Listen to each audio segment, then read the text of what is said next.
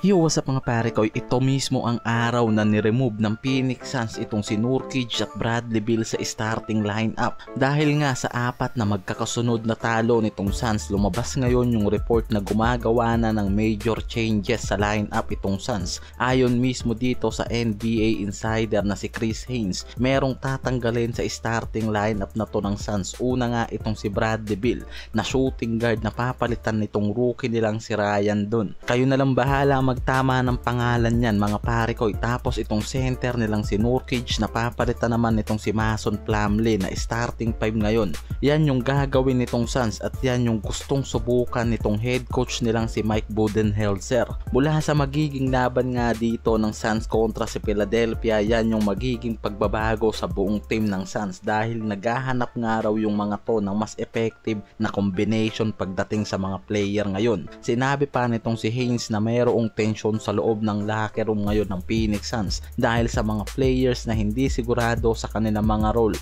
at napoprostrate nga yung mga to dahil hindi sila sigurado kung paano sila ginagamit ngayon itong Phoenix Suns dahil sa unang magandang panimula ng Suns mula sa 8-1 record nila, tila nga nag-iba yung ihip ng hangin mula nang mawala si KD ng ilang games sa Suns. Ngayon nasa ibabang pwesto na sila ng Pacific Division na may 15-18 records ngayon. Nagsimula nga yung 4 losing streak nitong Suns simula nang makalaban nila yung Indiana Pacers. Tinambakan sila dyan ng Indiana sa score na 126-108. Dyan din unang nakita yung malaking problema ng Suns pagdating sa lineup at yung problema nga ng mga to pagdating sa role ng mga player.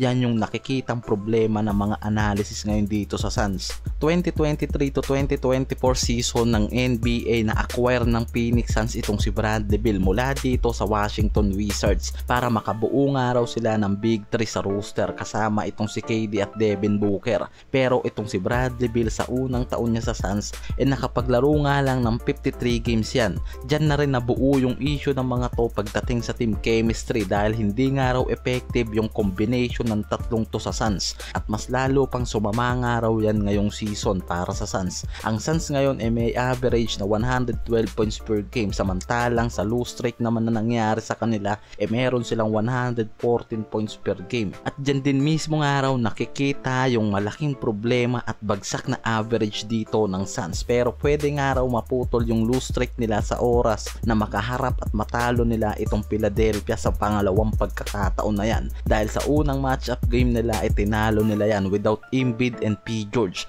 na ngayon nga naka-line up na ngayon dito sa Sixers. Yan yung tanong kung magagawa pa nga raw nilang talunin itong Philadelphia sa healthy na roster at yan yung binabantayan ngayon nitong Phoenix Suns na magiging laban nila kontra sa Philadelphia. Kung mapuputol nga raw ba nila dito yung nangyaring low streak sa kanila. Yung mga sign nga raw na magwawatak-watak na yung Big 3 na to ng Suns di malabo na mangyari na nga raw itong si Bradley Beal na nauugnay na ngayon sa mga trade rumors. Ganun din itong si Devin Booker na nauugnay na ngayon sa Houston Rockets at itong si Nurkic naman na kanilang sentro hindi rin malabo na masama na nga rin daw sa trade list ngayon. Malaking pagbabago nga raw talaga para sa Phoenix Suns ang kailangan nilang gawin ngayong season kung gusto pa nilang bumalik sa kanila yung pagiging contender team.